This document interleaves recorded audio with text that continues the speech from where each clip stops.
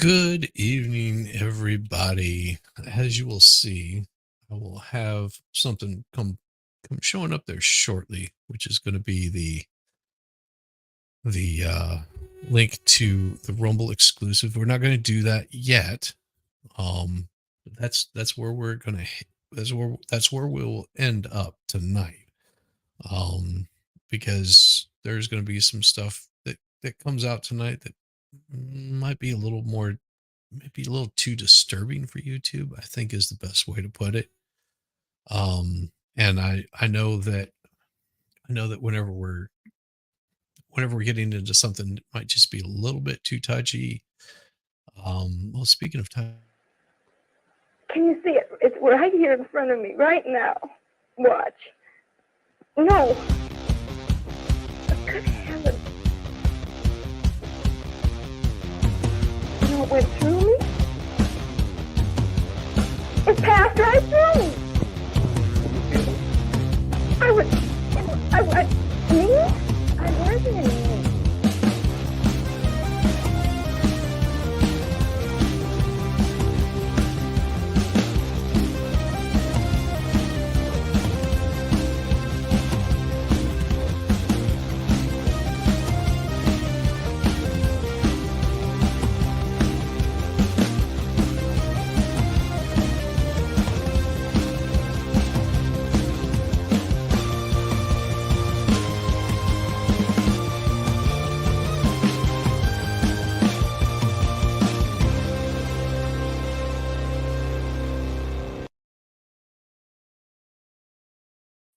I think the shotgun's my favorite part of this.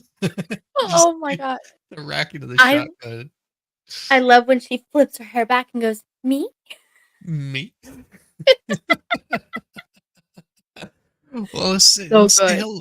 let's say hello to everybody. We got Hey Jude, good to see you. Oh, Farrell, you got to struggle, snuggle, David. I understand, it happens. And of course, Turpy, good to see you, brother.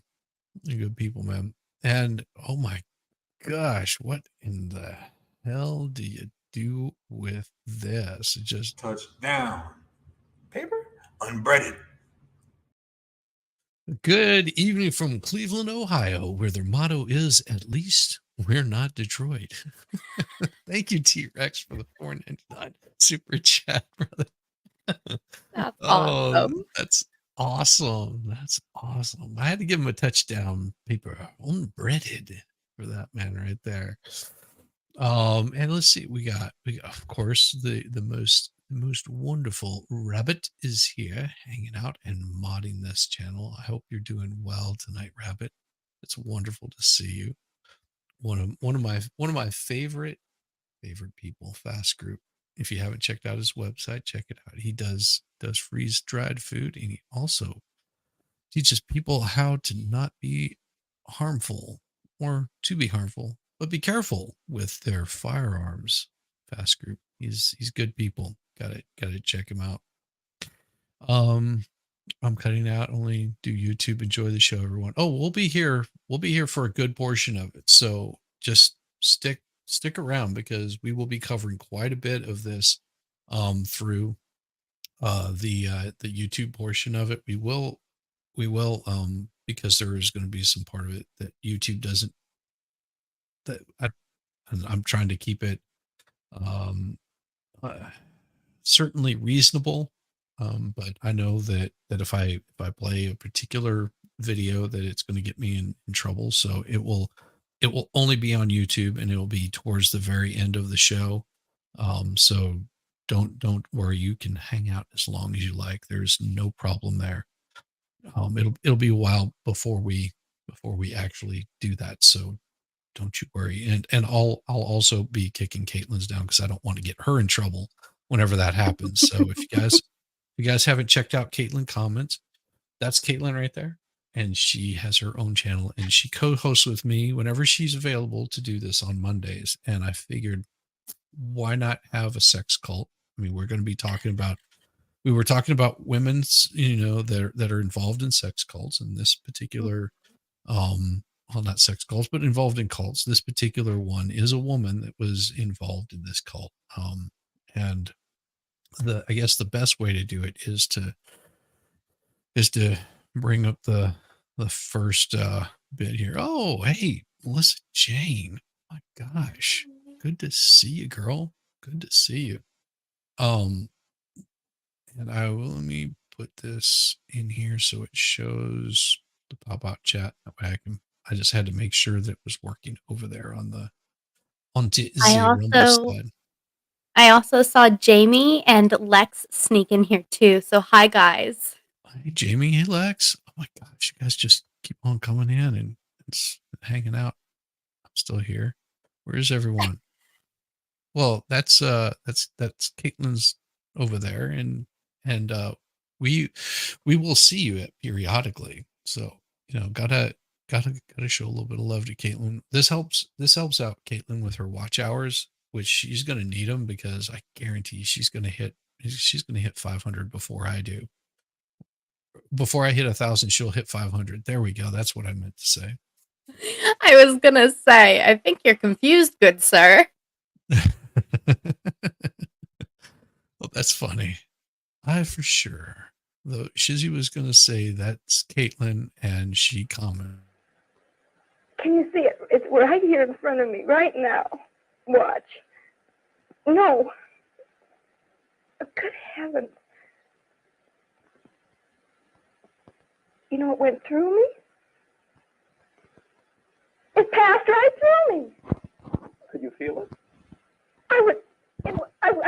Me? There isn't any me.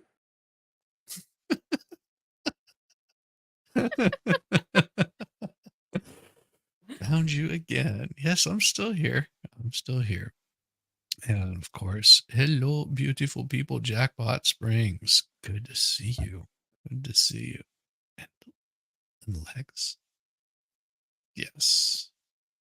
And of course, as always, the best eyelashes this side of Spain. Big area. But so have you ever heard of the family or the children of God? And it's not the same family that we talked about that was from Australia. They started out as something completely different. They started out as the Teens for Christ. They became the Children of God later, and then the Family of Love, or simply the Family. Now they're called the Family International, and they're only online. Now, they were founded by David Brandt Berg. I don't know if you've ever heard of him. Is this the same Children of God that Danny On and Nicholas Starro were talking about not too long ago? Or is it a different one? It might be. I honestly don't know because I don't watch everybody. But this is that would be the only framework I have. So this is David Berg or David Brandt Berg, and he was, this gives a little bit of information about him. This is recently from 2023. So this is still an existing group, and they love to show all the good stuff about this guy, like this here. The 10 Commandments were done away with by the law of Jesus Christ, the law of love. God now only has one law, the law of love, to love God with all your heart and your neighbor as yourself. He said, Jesus himself said, the Son of God, in this law, he said, dwelleth all the law and all the prophets. All fulfilled in this one law. Just this one law of love fulfills all 10 and all the rest put together. So we don't need them anymore. We're no longer under the laws of Moses. We're no longer under the 10 Commandments. We're no longer under all that religious folderol and rigmarole and form and ceremony and temple worship. All you have to worship God today is your own heart. And you can carry this temple, which is the temple of his Holy Spirit. God's word says so. This is the temple of his Holy Spirit today. And this is where you must worship him. Within the So that's David Brandt Berg. Pretty chill. I mean, you think, hey, this is sending a good message out there. I don't know. He had a weird voice change in the middle that I was a little unsure about. He was probably had a little bit of a kind of thing. It happens. It happens. But he's a lot of people don't, once I start showing some of this stuff, it's where it starts getting a little bit more disturbing. I'm see here. Here we go. So, welcome to the official website of the Family International. So, this is Peter with a boy from an isolated village in Thailand hit hard by the tsunami. Family International online Christian network of individuals in 75 countries committed to sharing the message of God's love with others. What we do, the members strive to share a message of faith and hope to all nations to make a difference in their local community. Why they do it? God's love. Love is God's solution to problems the world faces. Even in the complex and challenging world we live in today, love put into action is greatest service to humankind. They're in Africa, America, Central America, America, North, South, Asia Pacific, Asia South, Europe Central, East, Europe West. Copyright by Family International. All rights are reserved, of course. And of course, we've got this one here is basically from the same thing, because they have these pages will, change as it goes through, cheering up residents of the hospital, tells more about it. But what they don't tell you about is this.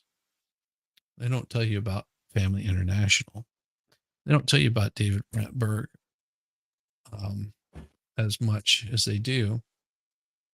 It is former members have accused the Family International of being an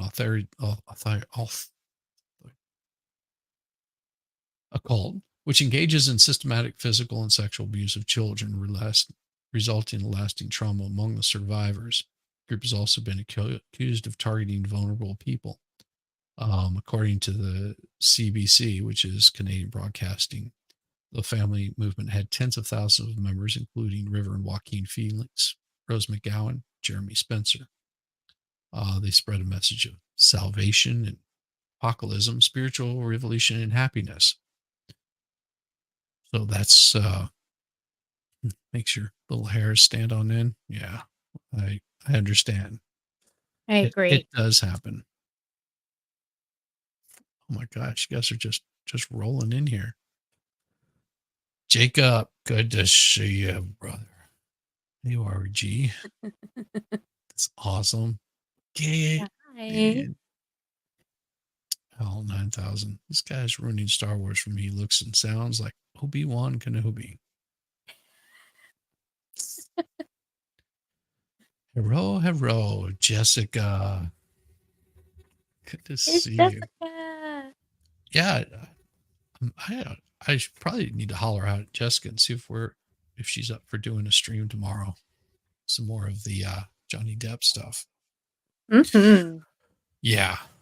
Your coverage on that has been great. I love it. That's pretty easy stuff. But yeah, we've been having a good time. I think the last one we did was 6 hours plus. That was that was a very, very long day. But so let's see if we show a little bit about. Now, you remember John Todd, correct? Yes. Remember me talking about him? Okay. So this is where John Todd and him come in very, very much the same. Okay. So the children of God, or the family, with David Berg, along with his wife and children, founded the organization known as Teens for Christ, operating out of Light Club Coffee House in Huntington Beach, California in 1968. Okay. Now you remember me telling you about what's his face, John Todd. This is where John Todd got his start, was operating out of the same coffee house. Hmm. Okay. And then of course, John Todd sort of disappeared for a while and then came back and started doing his own speaking and engagements. So was he like, did he have anything to do with the Children of God or the family, or was that a whole separate, just happened to have two different cult leaders kind of start there? Well, John Todd was never a leader of a cult. John Todd was just a speaker and going around spreading a bunch of under a guise of religion. He kind of wanted to be a cult leader, right? Yeah, but he couldn't keep his hands to himself. That's just that happens. Well, what cult is this? This is the family, or the Children of God, also known as the Family International. Good to see you, Excomer. Good to see you, brother. Hello. And so they it was like they were camped at Lois and Clark, that a news reporter called them the Children of God. So in the 70s, they started this thing called flirty fishing, and there's a much better way of describing a lot more of the truth about the family, or the Children of God, and that's just hear it from somebody that already has covered this, and they've condensed it down to something much more tolerable than I can do. Formed by David Berg in the 1960s, the notorious Children of God cult abused its members under the cover of faith. In doing so, they caused enormous harm to hundreds of people, adults and children alike. This is the untold truth of the Children of God cult. David Berg was the leader of the Children of God, using a warped conception of Christianity to fulfill his own sadistic needs. The origins of the system of control that he would use on his followers can be found in his childhood. Berg's mother believed in spiritual healing, and his family became involved in the Pentecostal movement. When Berg was 6, the family moved to Miami and started the Berg Evangelistic Dramatic Company. His mother acted as the preacher, and his father was the choreographer and music director. This blending of music and faith would later appear in the Children of God. As an adult, Berg experimented with different religious movements. He became a minister, but was quickly forced to give up his position at his first church, reportedly after allegations of sexual misconduct. He spent time working with a faith healer and then an evangelist. Meanwhile, Berg's mother preached to hippie youth about Christ. Ultimately, Berg joined her. Then, after her death, he expanded. Rolling Stone reports Berg asking his followers, "Who are the real rebels of today? We are the true lovers of peace and love and truth and beauty and God and freedom, whereas you, our parents, are on the brink of destroying and polluting all of us and our world if we do not rise up against you in the name of God and try to stop you." Berg, known in the cult as Moses David, preached anti-establishment beliefs to his followers, and he also prophesied. Looked like you wanted to say something. No,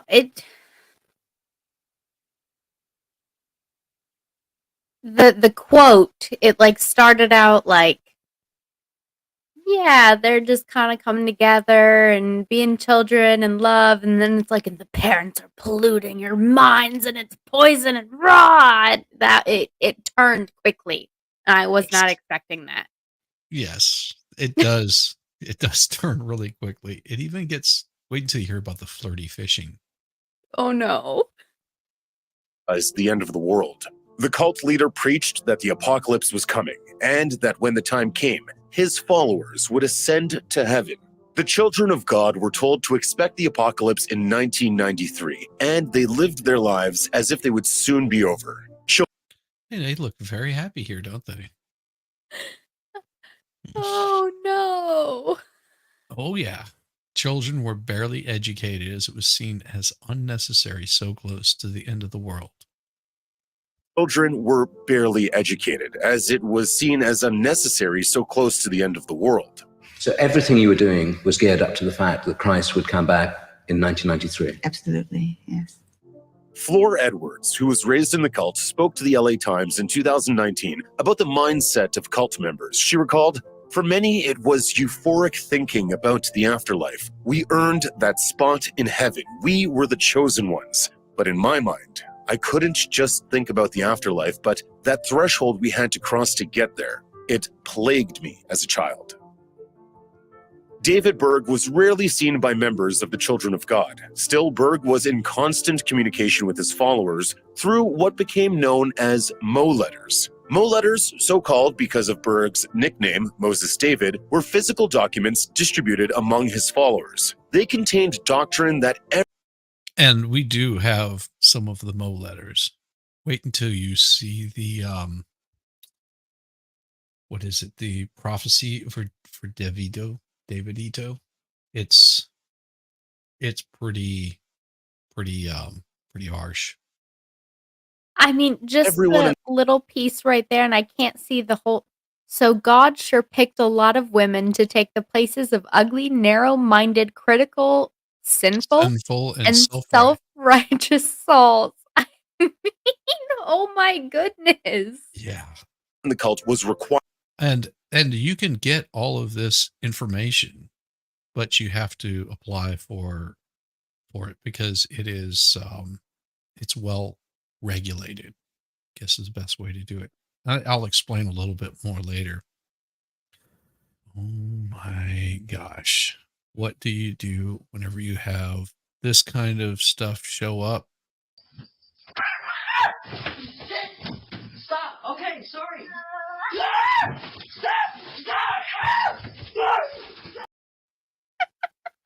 Thank you, T-Rex, for we the people must prepare for the apocalypse.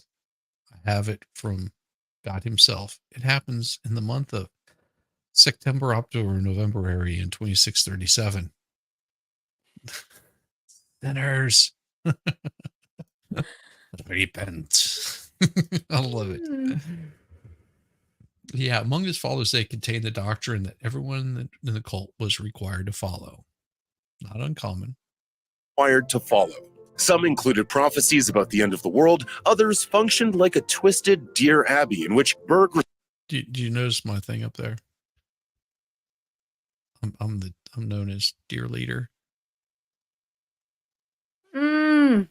Like it? I did not see that to begin with because those are very tiny letters for me, but I love it. That's Here we go.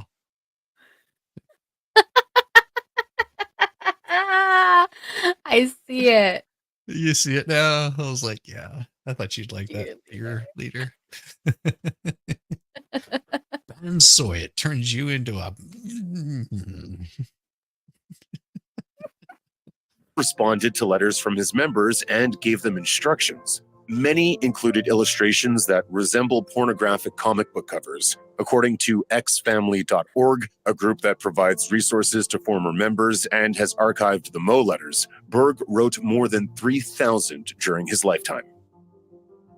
For members of the Children of God, every minute detail of their lives was controlled by the rules set by Berg, from how many sheets of toilet paper they should use to what their job was. Traditional families weren't valued in Children of God. Instead, everyone was a member of one large. I love those shorts, though. I need to get me a pair of those. Nobody needs a pair of those. Come on. And the socks that go almost up to the knees. Large family with Berg at the center. Jeanette Solano, associate professor of religious studies at Cal State Fullerton, told the LA Times everything was broken down, so the parents didn't have control over the raising of the children. Please post the membership join link in chat so I can join via iPhone. Well, can I post the members join link in chat so he can join via iPhone? I don't know how to do that. I honestly don't. I don't know what that is. Oh, I wish I knew how to do that. I almost yeeted myself from the stream. Don't do that. Don't do that. I'm gonna stop touching, but I was gonna try to help, but I'm gonna not touch buttons. Let me see if I honestly, I wish I knew how to do that.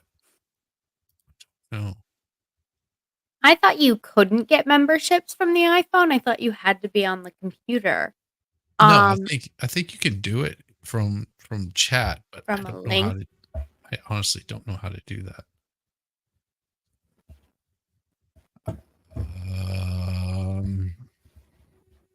Sorry. Thanks for the super chat. I wish I knew. I really do. I wish I knew how to do it. I just don't know how. I'm still learning this stuff, man.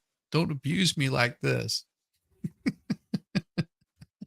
Oh my gosh.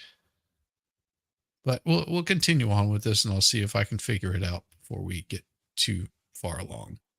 Parental authority was abdicated to the community. The best food and supplies went to high-ranking members, and the majority had to get by with whatever was left. They were never permitted to be alone, even in the bedroom or bathroom. Members read Bible passages over loudspeakers and prepped for the end of days.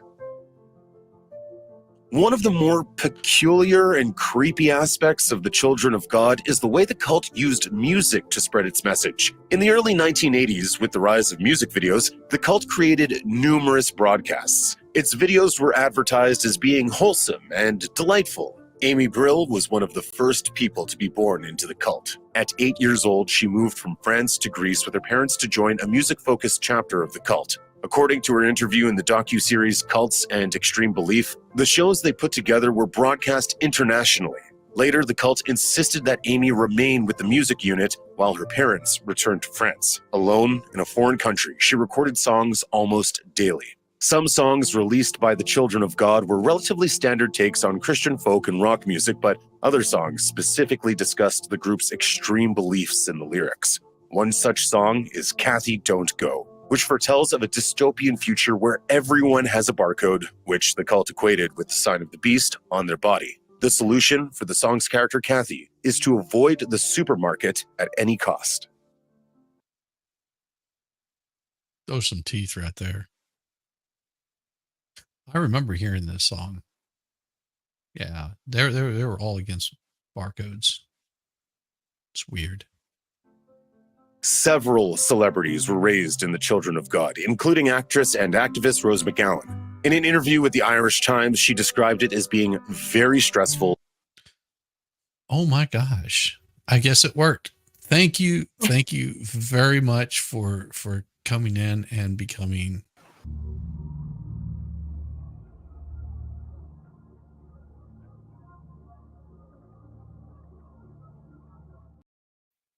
the creepy cat sneaking on in there.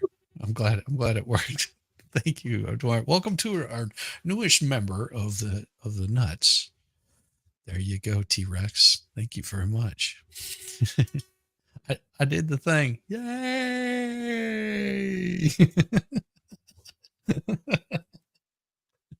So much fun. Yes, Rose McGowan. Very stressful. There's other ones that we're going to be talking about besides her.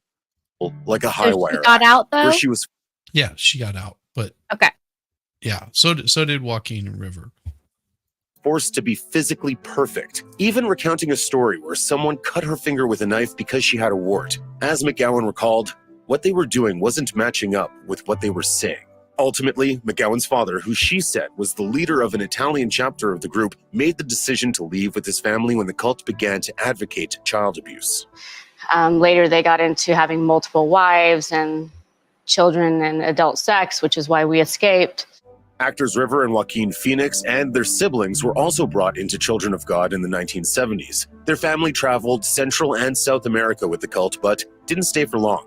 In an interview with Playboy in 2014, Joaquin Phoenix emphasized that his parents were there to connect with other people who believed in Jesus and share their experiences. He explained, "I think my parents thought they'd found a community that shared their ideals. Cults rarely advertise themselves as such. It's usually someone saying, 'We're like-minded people, this is a community.' But I think the moment my parents realized there was something more to it, they got out." The Children of God took the concept of free love to a criminal extreme. In Berg's worldview, God invented love and sex for the benefit of humanity, so sex in all forms was encouraged by him, in a twisted philosophy that encouraged child abuse. I practice what I preach, and I preach sex, boys and girls, hallelujah. Through his Mo letters, Berg promoted a doctrine referred to as simply sharing. This advised members to be intimate with any other group members who wanted to at any time. Former member Sylvia Padilla explained in the 1994 documentary. Yeah, I saw the look on your face where you're just like, holy cow. Well, I want to know more about the River and Joaquin Phoenix thing. And like what ages they were when they got out, what happened to them, if they were affected by anything, because like River, he ended pretty abruptly, if I'm not mistaken, right? And then Joaquin is crazy enough to play Joker. But here's I don't think they were as involved in it. I think it was once they got into the child abuse portion of it. So they were part of it. So they were traveling. They could, like he said, they saw this as like-minded individuals spreading the word of Christ. And once it started getting into the child abuse stuff, their parents were like, no, we're out of here. And if I'm not mistaken, changed their names. Because they were just, they didn't want to be associated with that anymore, which is it happens. People get suckered in all the time. As you'll see, some people get suckered in worse than others. And this may end up being a 2-part series because there's a lot to unload on with this. So just, like I said, this is one I've been holding off on quite a bit because there is so much information and they still are very active. Yeah. No wonder Joaquin Phoenix was so good at playing the Joker. Maybe. Documentary Children of God, I was convinced it was like a duty. Sometimes you were revolted, but if you were asked and you refused, you were going to be labeled selfish, unloving, uncaring, and that you didn't really belong. Contraception was forbidden, so many women became pregnant, often by men who weren't their husbands. Berg himself shared with many women in the cult. Members also frequently corresponded with Berg by sending him videos that they recorded of themselves, which were sometimes pornographic in nature. The doctrine of sharing. And I mean, if you want to share videos of me that are pornographic in nature, don't. I'll get in all kinds of trouble with the wife, just so you know. Don't do it.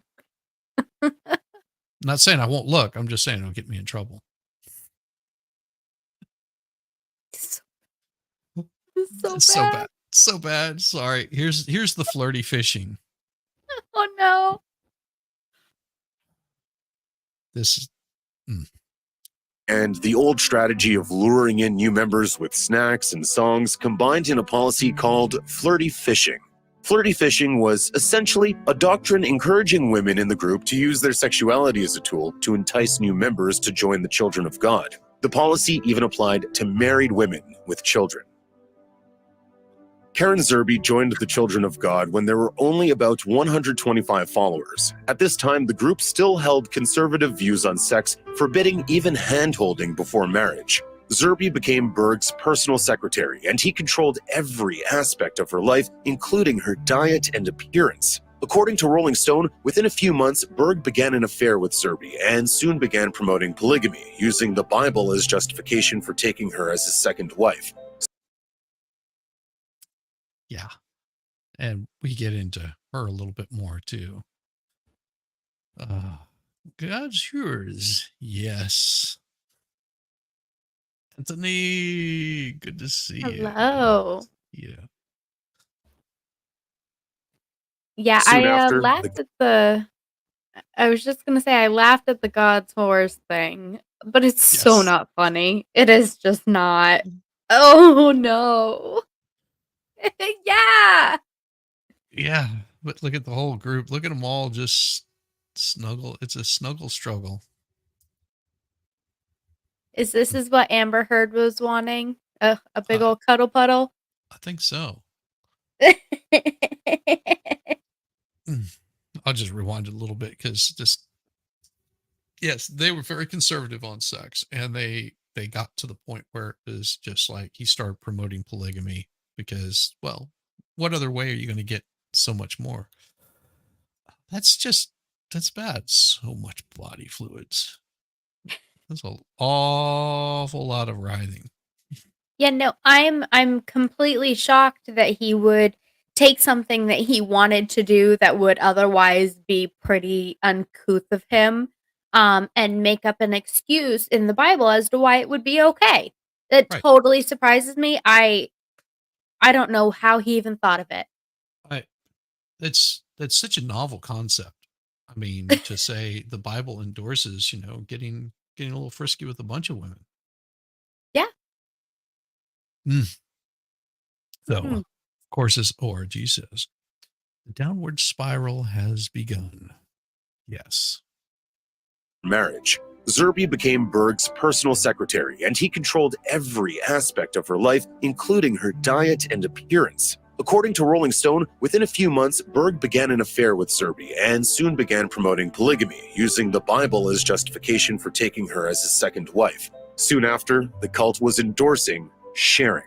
Zerby gained power and influence in the children of God, and Berg took more wives and brought more women into his inner circle, including his own granddaughter, Mary Berg. Later, she would No. describe her treatment by Berg as barbaric and cruel. Zerby became known as Mother Maria, and she took over writing the Mo letters as Berg got older. After his death, she became the new leader of the cult and even introduced her own doctrine. One new practice under Zerby was loving Jesus, or imagining intimacy with Christ himself.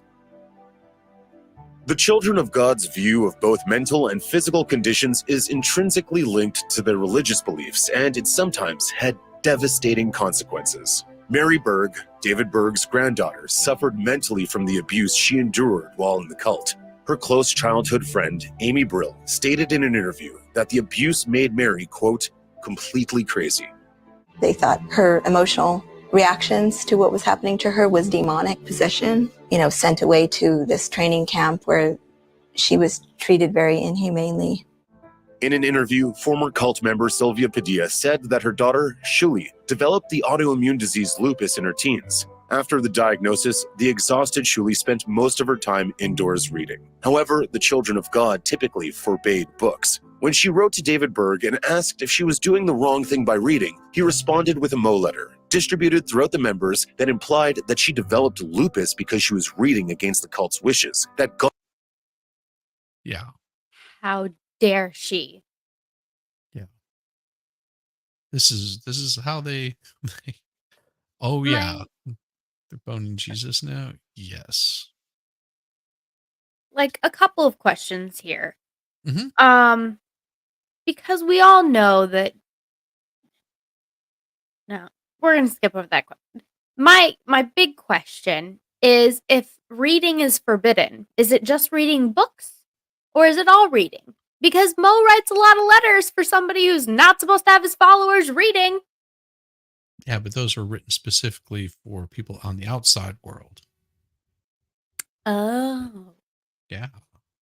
And Okay. to bring people in. You write these letters so it brings people in, but once you're in with the group, it becomes his doctrine that you're supposed to be reading and paying attention to.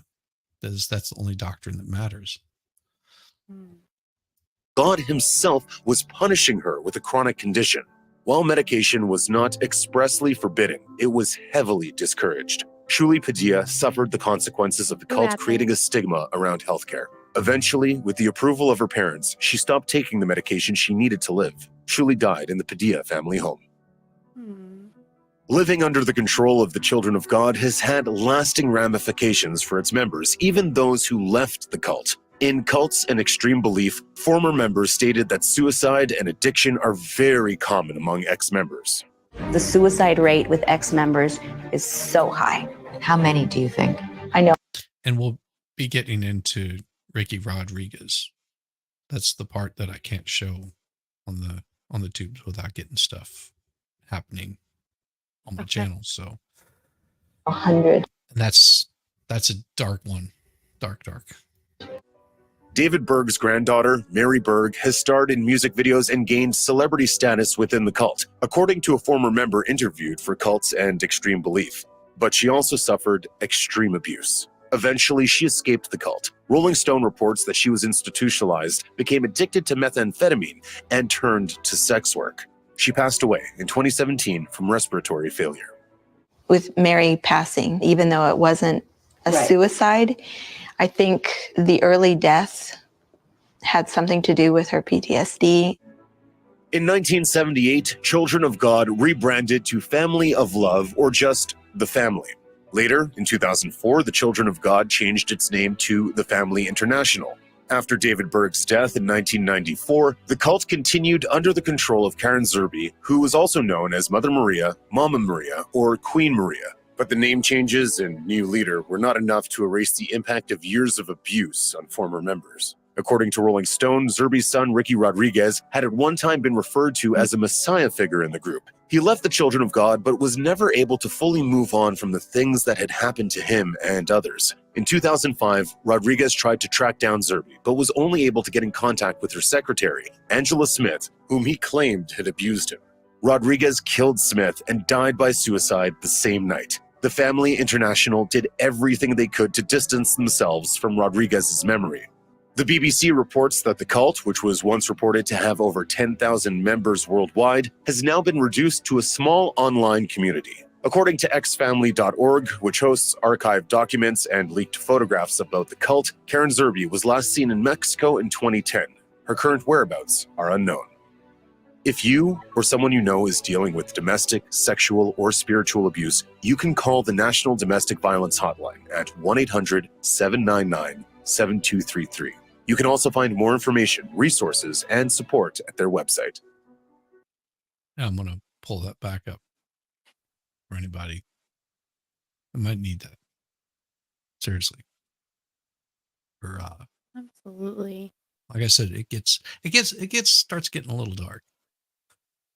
799-7233. You can also find more information, resources, and support at their website. Make sure that you check this out. It's grunge.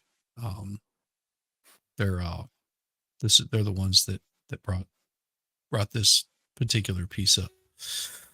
So now they're reduced to the Pornhub prayer group. That's pretty funny. That is pretty funny. So this is Angela Smith.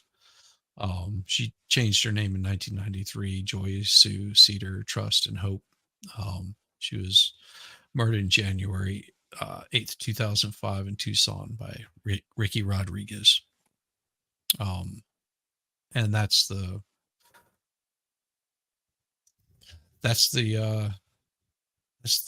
darker part about it. But let me share this instead right here. What does that say? I thought there was already the family. That wasn't what Charles Manson called his crew. Yeah, a lot of them will. Well, there's an uplifting message.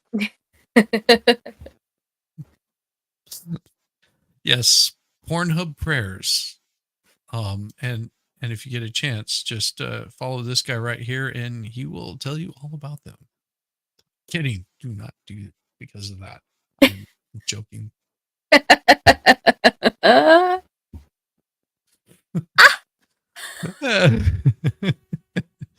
So this is David Brandt Berg.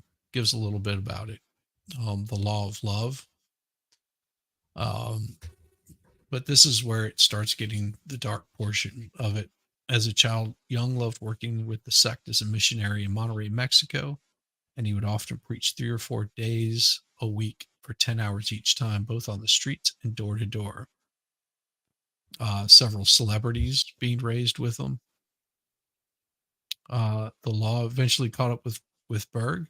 In 1993, he was accused of abusing his own daughters and granddaughters, fled to Portugal after Interpol began an investigation into the cult leader in Argentina. He died in a European country, in that European country the following year, but that didn't stop the cult from expanding. Berg's widow, Karen Zerby, remarried, and she and her new husband, Steve Kelly, took over control. 2009. Wait. So you said in 93, he was accused. And that's when he had to uproot his life and move to Argentina. Mm-hmm. So his world totally ended in 93. Yeah. I mean, he kind of predicted his own demise. I'm a little astonished he's one of the first ones to have gotten a prediction right.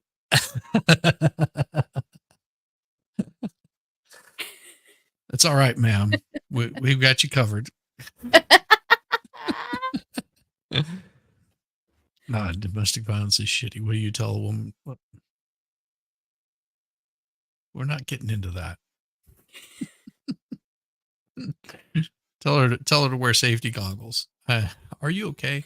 Yeah, I'm part of this awesome group. Prime arrival family, the color orange, and protectors the gate to heaven. Oh, okay then.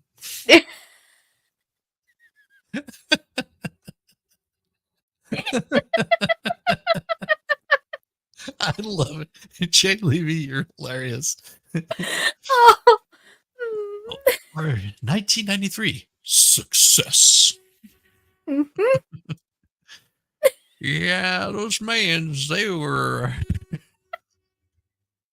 I'm telling you, somebody predicted something and it finally came true. He may not have had it right on spot, but he knew something bad was going to happen in 93, and by golly, it did.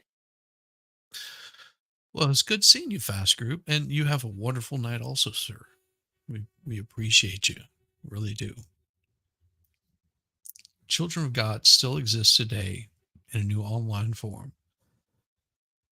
The New York Attorney General estimated the followers of the Children of God lived in 120 communes. By 2006, reportedly 14,000 communes over 100 countries.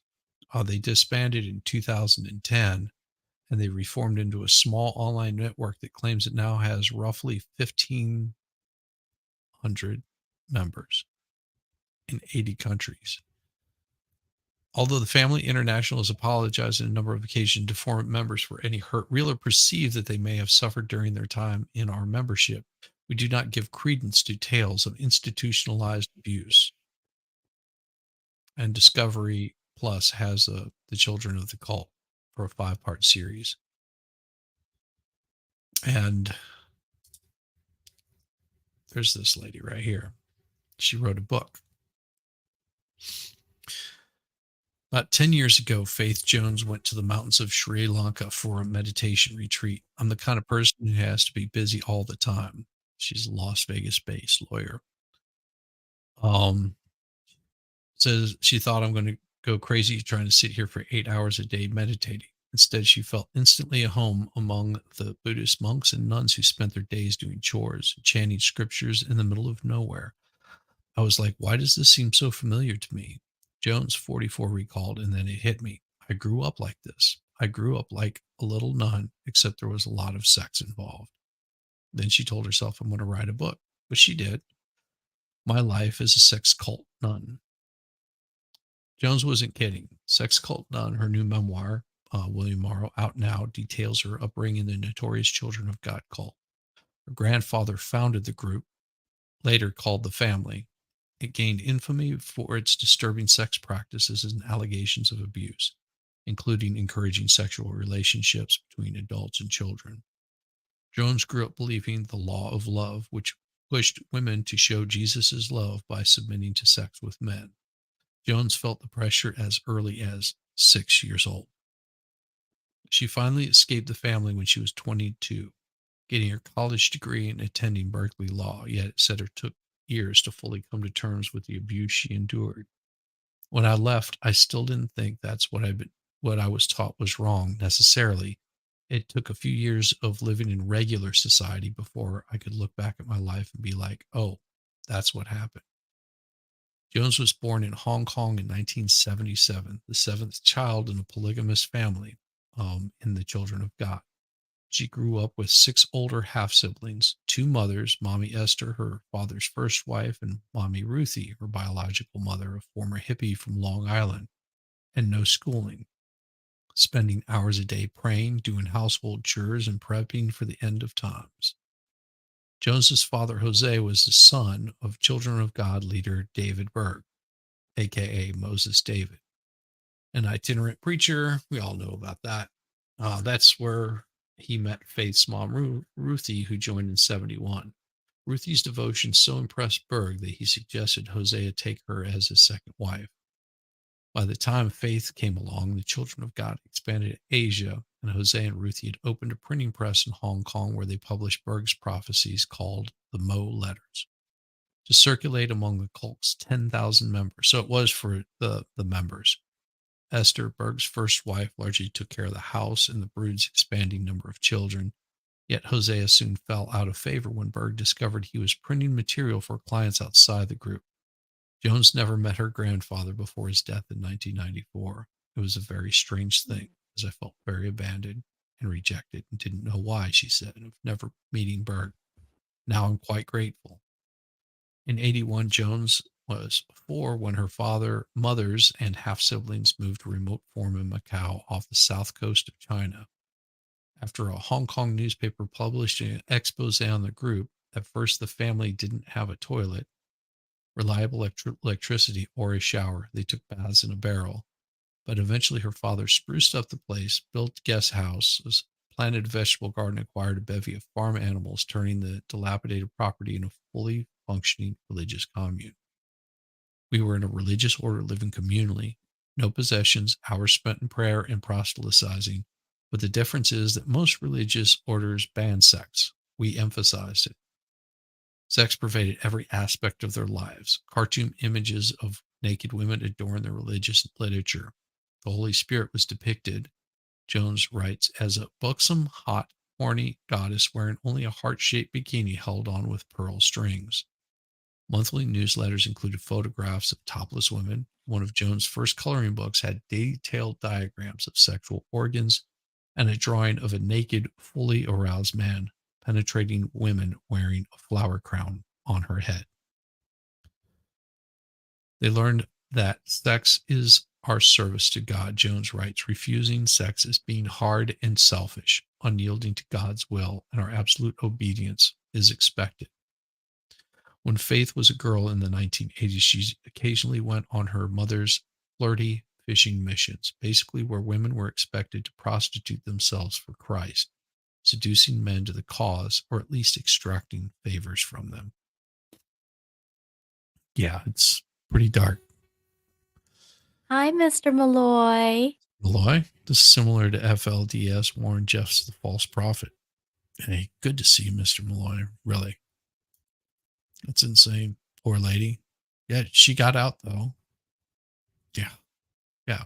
It's enough to make you not feel too well.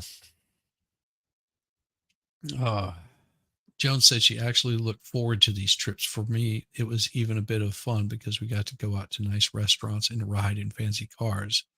She particularly loved visiting one of her mother's long-term fish, Ashok. When Jones was 7, Ruthie had a daughter, Nina, with him. So that's Ashok right there. He would do fun things with me like make chapatis and give me the attention I didn't get from my father. Jones asked of Ashok. Though sometimes she would have to pretend to sleep while Ashok and her mother had sex in the bed next to her. It's just wrong. It's 7. We were told we had no property rights to our body, that it belonged to God, and that allowed for all these abuses to happen. Children were not exempt from such abuses. When she was 3, Jones appeared in the video Asian Angels Volume Number 1, in which scantily clad women and girls from the family's Asian missions portrayed sexy dancing goddesses from Moses David's dreams. When she was 6, her uncle Jeff, the children referred to as adults in the cult as uncle or aunt, showed her how to pleasure him with her hands. At 10, despite shifting policies between adults and children due to increased media attention, 2 older uncles French kissed her. When she tried to avoid them and other men on the farm, she was asked, "Why can't you be more loving?" Her older brothers, by the time they were 10, had already had sex. Boys were asked which auntie they wanted to have sexy time with, and then they went into different rooms and did what the boy wanted, full sex or just cuddling. In the 90s, when Jones was 10, the family tried to rein in the kiddie stuff. But Jones suffered other hardships. Her father was shipped to Japan and had no explanation when she was 11. That same year, an Auntie Sarah arrived at the farm to implement a rotating sharing schedule for its adolescents, where they were expected to go to bed that evening's partner for an hour. Jones said she didn't actually have any, but did feel pressured to do something sexual during these sessions. Yes, it is. And yes, it is so brutally messed up. How could they do this to people? Yeah.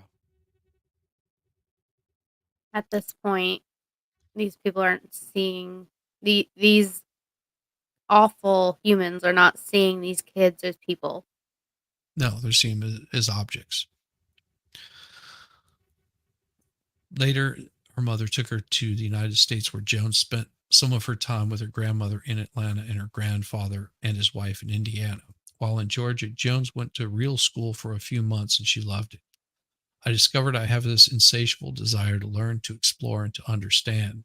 Before that, what I learned in the family was incredibly limited basically to the Mo letters, and I was so bored. It was just the same stuff rehashed over and over, trying to give it an exciting gloss. Still, Jones remained a true believer, and when her father showed up in Atlanta, the family headed back to Macau and later China. Jones convinced her mother to send for a CLE homeschooling course from the Mennonites, and she taught herself math, English, social studies, and science. She was 16 when she lost her virginity to a boy outside the family and was shipped to Japan for sneaking out with a few other girls in the farm to hang out with locals from the town. At 18, she went to Kazakhstan, where the elders chastised her for not sharing her love with another man in the commune. And she went to him. She kept telling herself, this is for God. It took me a long time to realize that being coerced into having sex with somebody based on being told that God will punish you or out of fear of humiliation is just the same as graping. She bounced around Asia, submitting herself to the family's whims and unwanted sex, until at 22 in 1999, she decided to leave and pursue a college education.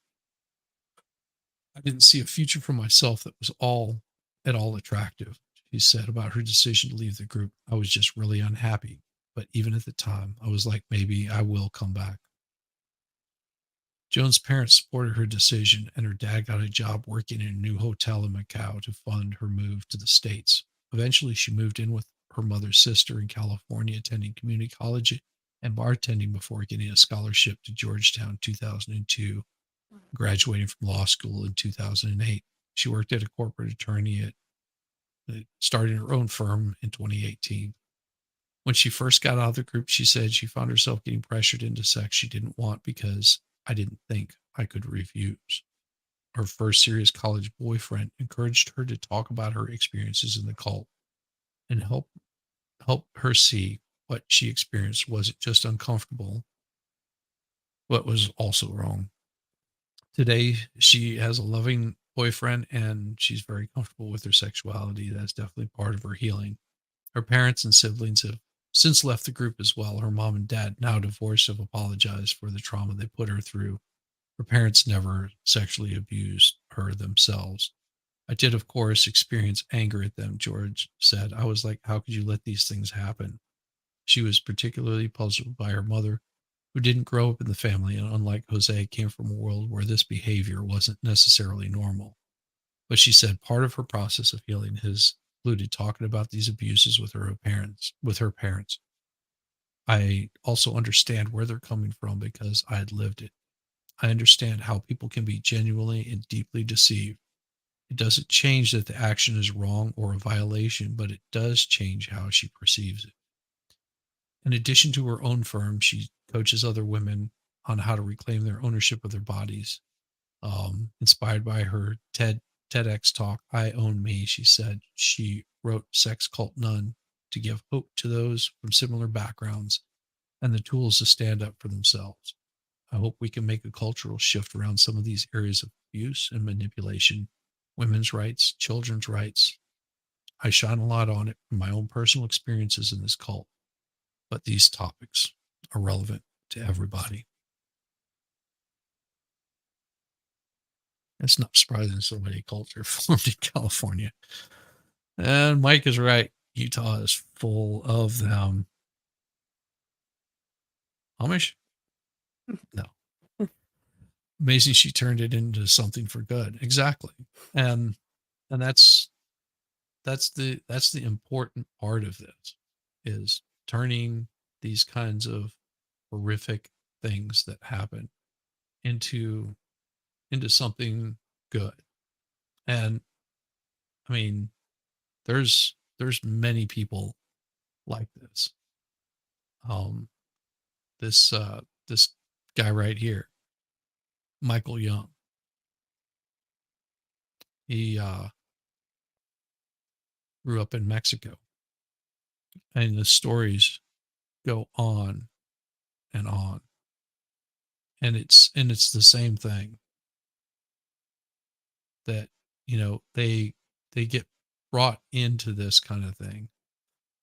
But you were asking about River Phoenix, who grew up in the Children of God, told Details magazine in 1991 that he was 4 when he first had sex while in that group. That's Joaquin. So that's what I'm saying, is like, if it did start so young and those kids were in there, how much did it affect River Phoenix?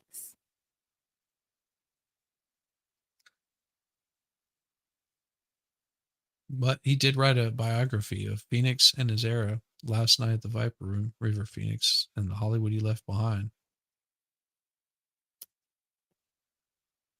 He talks about it.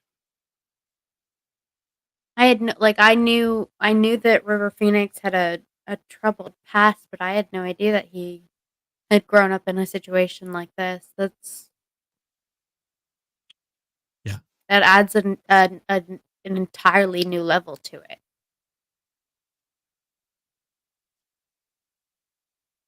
Yeah, it does. So I guess River was involved a little bit about it, or Joaquin was involved in it. So I mean, that's the harsh part about a lot of these groups, is they can remain, under the radar. I'll show you if this makes a little bit more sense. So this is the Online Archive of California, Family International Records, no online items. You have to contact San Diego State University Special Collections and University Archives. Family International Records document more than 6 decades of church and personal activity, include newspaper clippings, photos, audio, video recordings, personal papers, organizational documents, federal agency records, and related anti-cult scholarly documents. During this time, the family faced many controversies based on their sexual practices and accuses of abuse. The majority of this collection features witnessing activities through photographs, church publications, such as audio, visual. Yeah, absolutely, Michael Malloy. It's not that bad. How do you know? I mean, yeah, the thing with Scientology is that they are so kept under wraps. I mean, even the thing that came out about Danny Masterson. So I don't believe that it's not that bad. We just haven't heard all of the gory details about it yet. Yeah, if you want to get an idea, here's their collection details.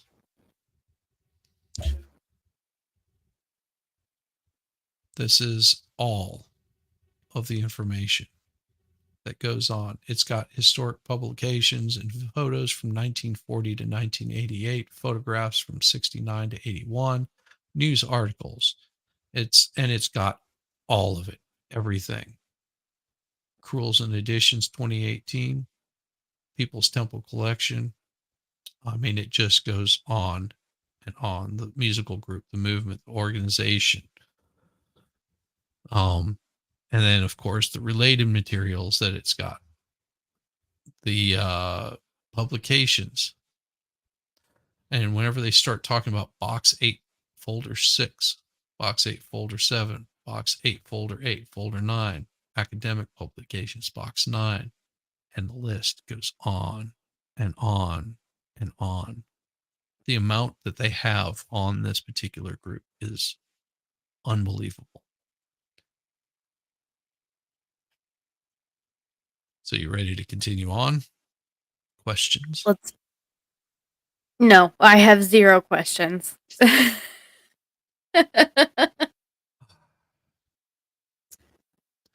This is where we move on to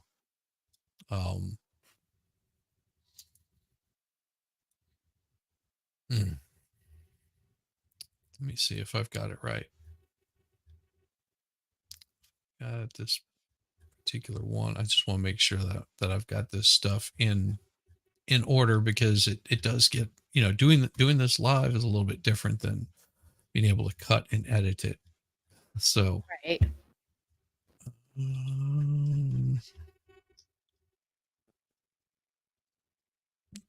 Okay, this particular article was written in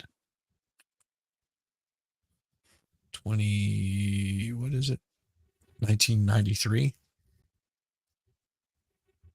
But that's not the one I want to get into. We can go on to this one here.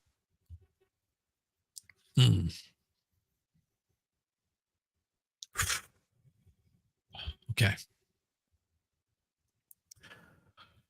Ricky Rodriguez, born David Moses Zerby.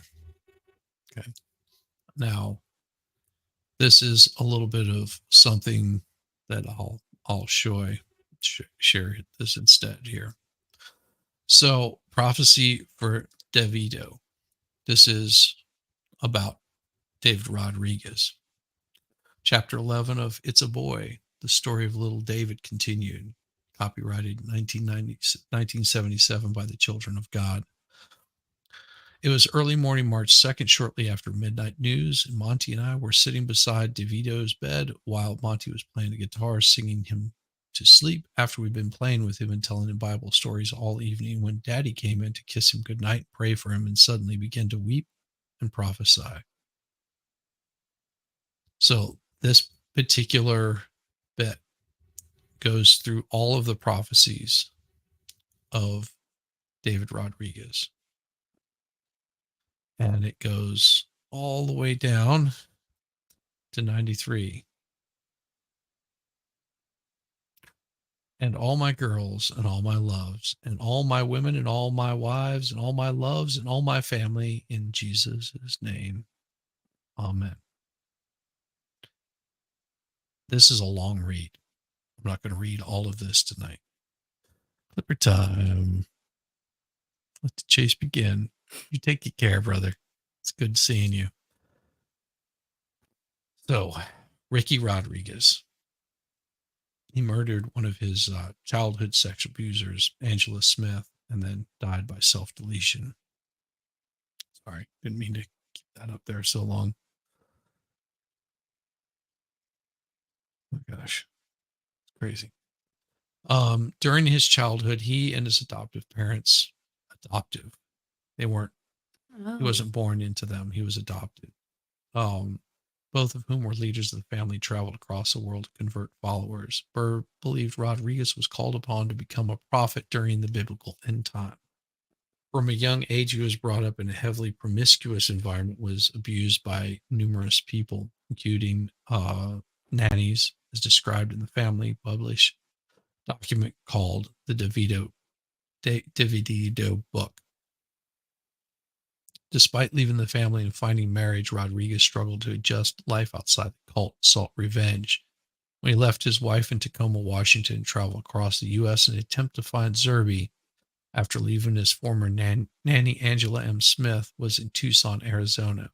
He stayed with people he knew until he settled in an apartment, and on January 7th, 2005, he recorded a video saying he needed to take retribution for abuse in the family, including his own. The next day, he invited Smith to his home for dinner, where he stabbed her to death before driving to Blythe, California, and self-deleting. Wow. And I have that video. That's where I'm not going to do it right now, but that's where we'll go to Rumble, because it's that's where it gets a little dark, and Okay. I can't keep that stuff up on the YouTubes. So it gives a little bit about the history of him.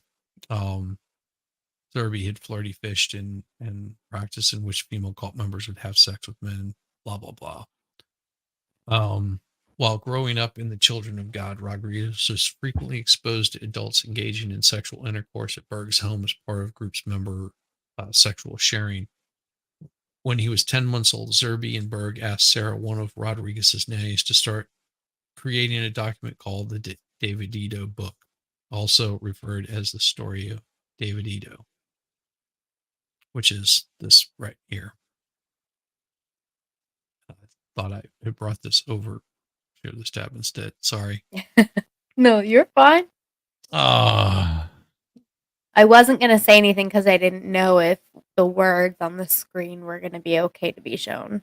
Oh no, they're fine. Okay. So it's a 762 page document, including photos of Rodriguez with naked teenage girls and being present during the group's orgies. One of his nannies, Angela Smith, who also played Zerby's personal secretary, was included in the photos in which she is undoing his pants. The picture is captioned "Undressing for Sue."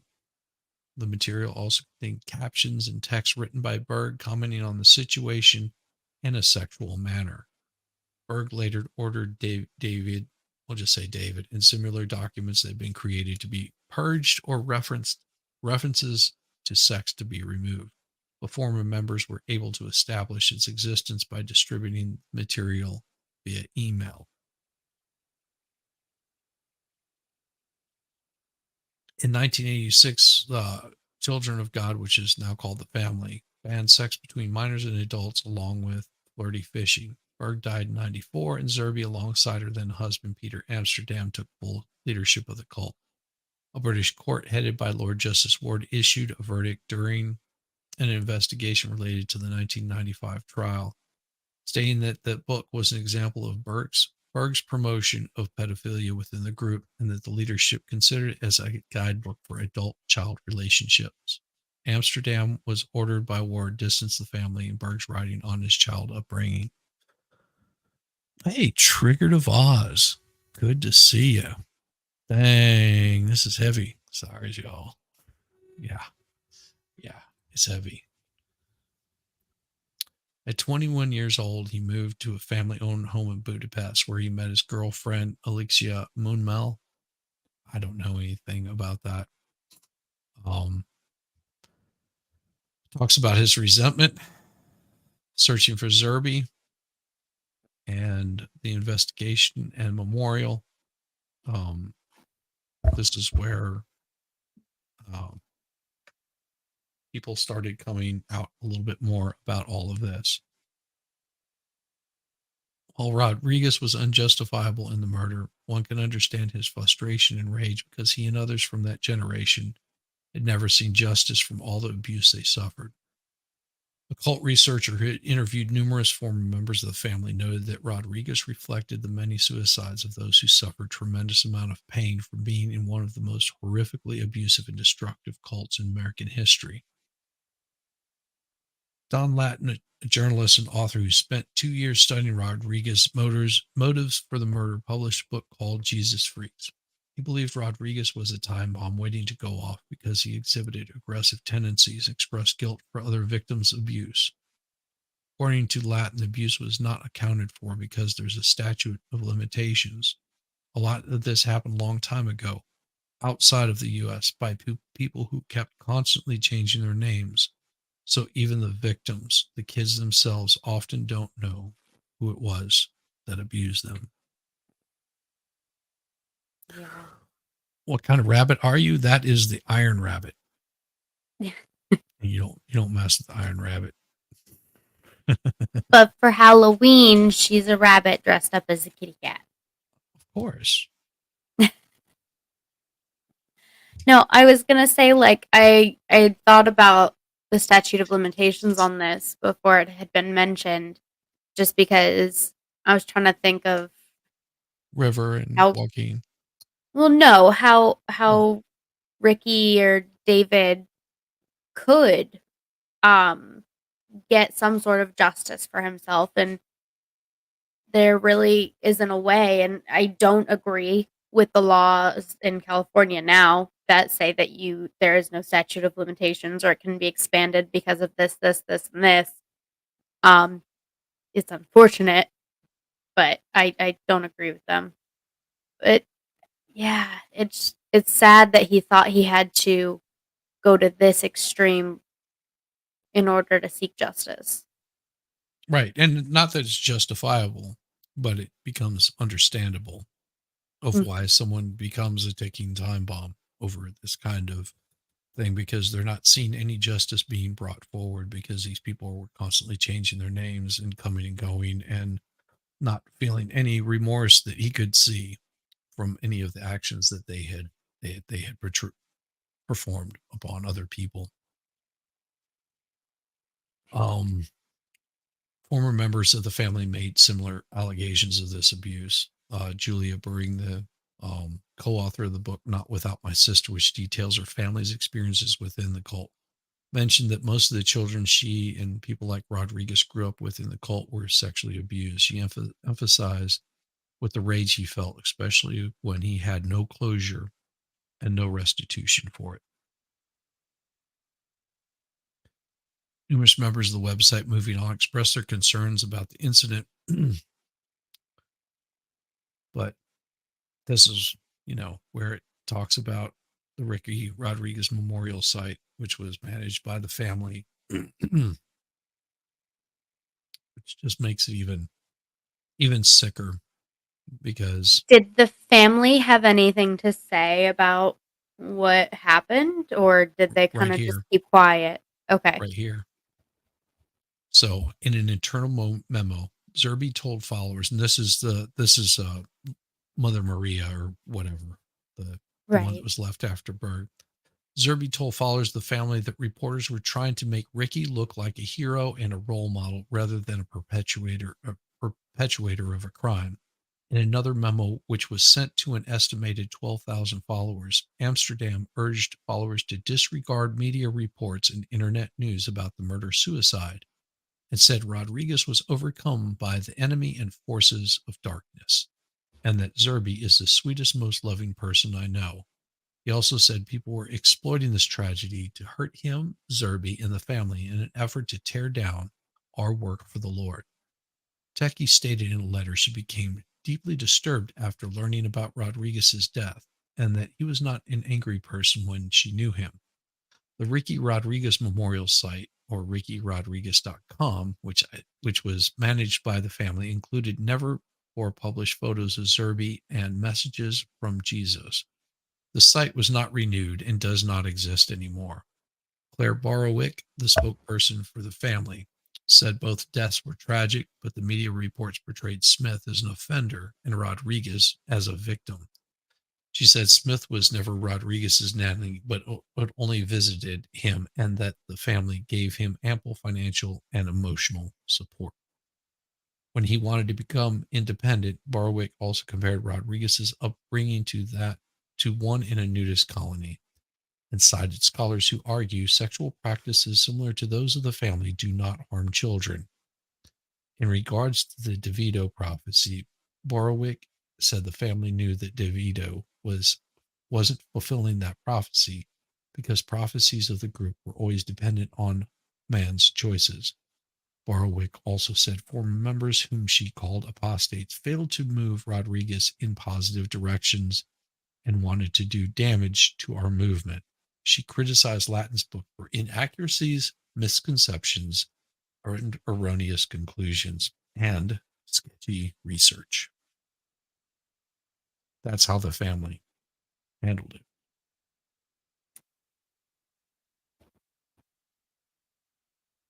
Okay. That makes sense? No, I'm confused. they put up a memorial site. Mm-hmm. Praising him. Right. But and then blaming her, Smith, for causing all of this, and that the media was false reporting.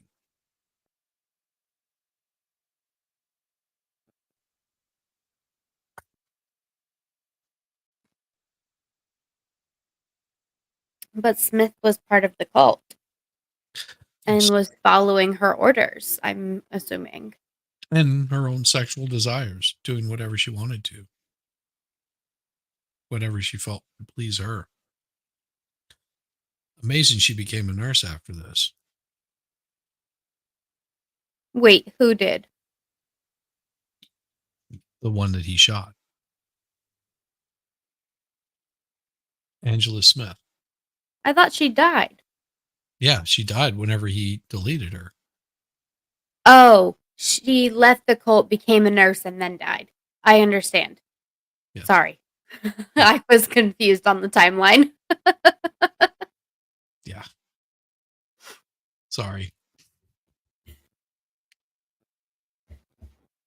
It's pretty crazy. And she was very involved in the group. Then she goes. She changed her name after she left. Susan Joy Cotton So was her name. they're also saying that she wasn't ever Rodriguez's nanny. No. She said she was never his nanny, that she just looked out for him for some period of time. Okay. Yeah. But there are like pictures that prove otherwise, that she was much more involved. Right. And yes, the subjects are for mature when it's disturbed on Mondays. Always for mature. I would, I would highly recommend that, if you're triggered by stuff, don't follow us over to Rumble, because it's going to be pretty triggering. And I know that I'll play a little bit of music, and then I'll kick this thing over, and it will be Rumble exclusive. So if you're wanting to see more of it and hear what Ricky had to say before going and committing these crimes, you're welcome to join us over there.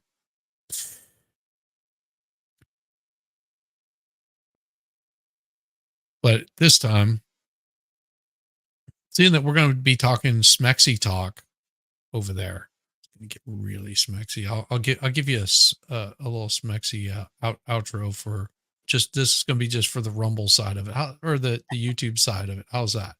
Something really.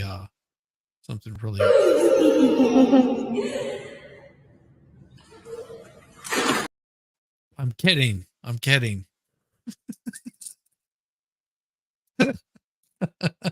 I couldn't help it. I had to do it.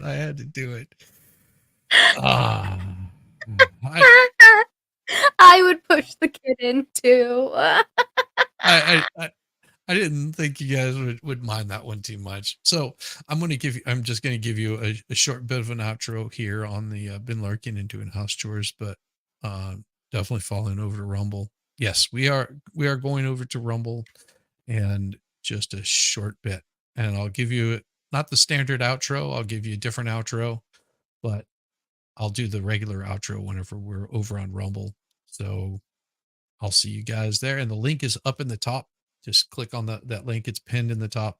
That's where the Rumble page is at. I hope it's working. God, I hope it's working. If it doesn't, then my apologies, I guess. So here we go. In the bathroom taking a shave, and I heard a screeching, between a screech and a whistle.